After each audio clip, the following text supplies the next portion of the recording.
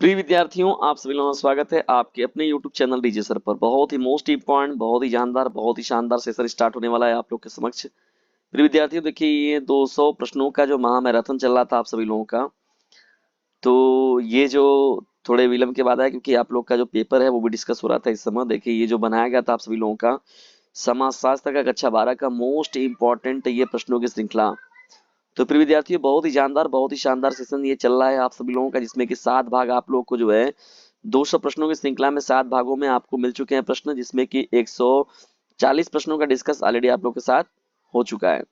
अब यहाँ पर हम लोग जो पढ़ने वाले हैं प्रिय विद्यार्थियों, यहाँ पर जो है 141 से प्रश्नों की श्रृंखला का डिस्कशन आपसे किया जाएगा। और यदि वीडियो नहीं देखा आपने प्रिय विद्यार्थियों तो उसे देख लीजिएगा। और प्री बोर्ड का भी पेपर डिस्कस हो चुका है, उसे जबरदस्त तरीके से खुद भी देखिए और उससे दूसरों को भी लाभान्वित कीजिए।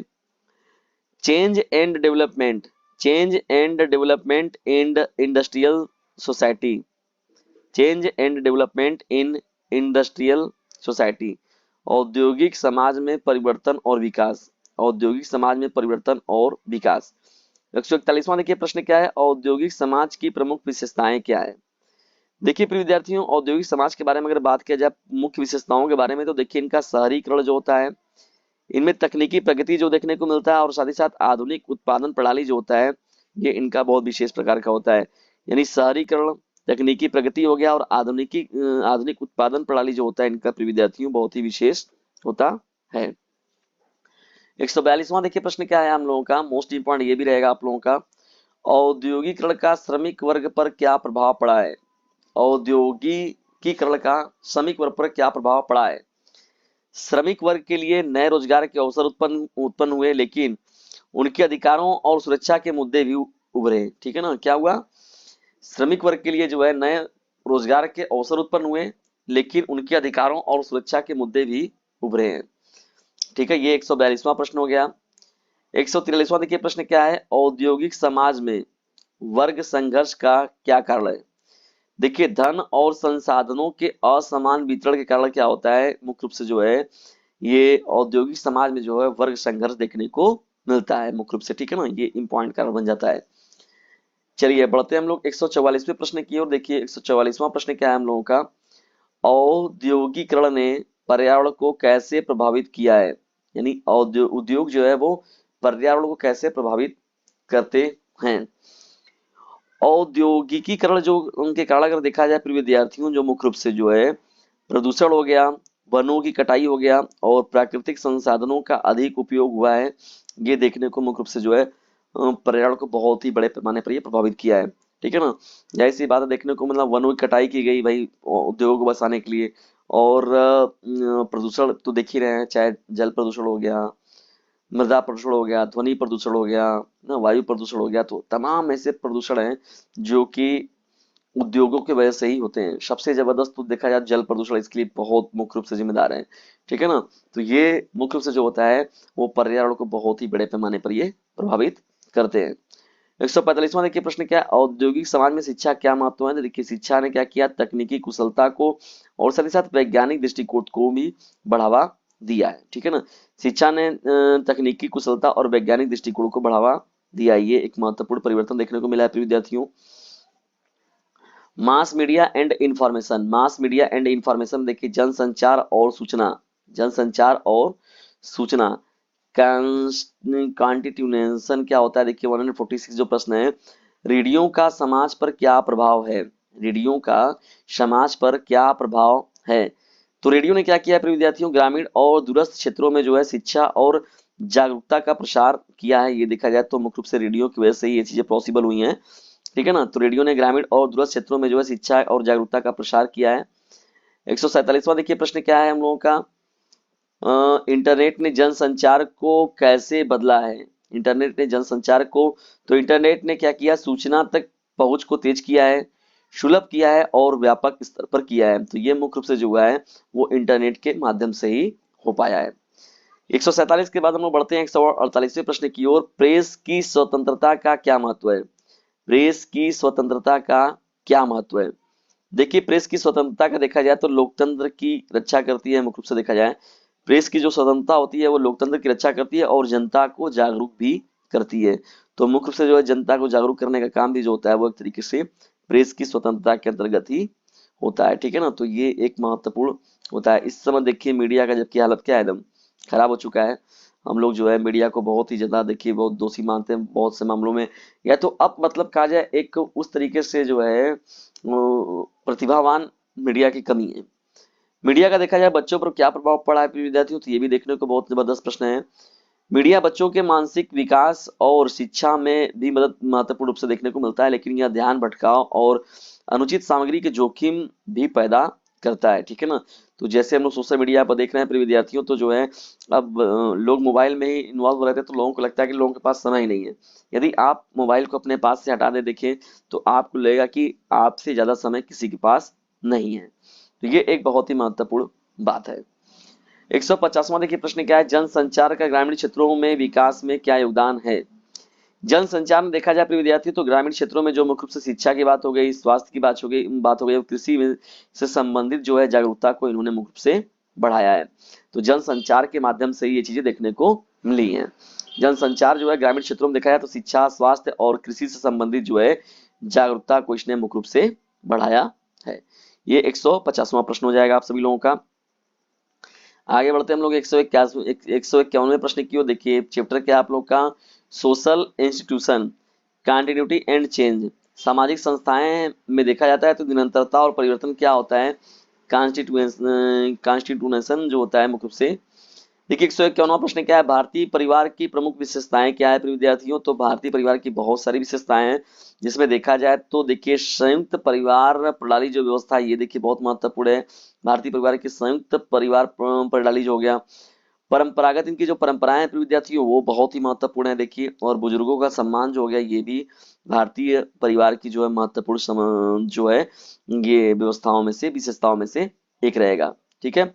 152वां देखिए प्रश्न क्या है आप लोगों का, शिक्षा का सामाजिक परिवर्तन में क्या योगदान है। शिक्षा का सामाजिक परिवर्तन में क्या योगदान है। शिक्षा देखा जाए विद्यार्थियों तो समाज में जागरूकता को इन्होंने पैदा किया है, समानता को पैदा किया और साथ ही साथ प्रगति को बढ़ावा भी दिया है। तो शिक्षा समाज को कई मायनों में परिवर्तित करती है, देखिए जागरूक भी करती है समाज को समानता का अवसर देती है और समाज में प्रगति को भी लाने का काम जो होता है वो शिक्षा का ही होता है। विवाह प्रणाली में किस प्रकार के बदलाव देखे गए हैं।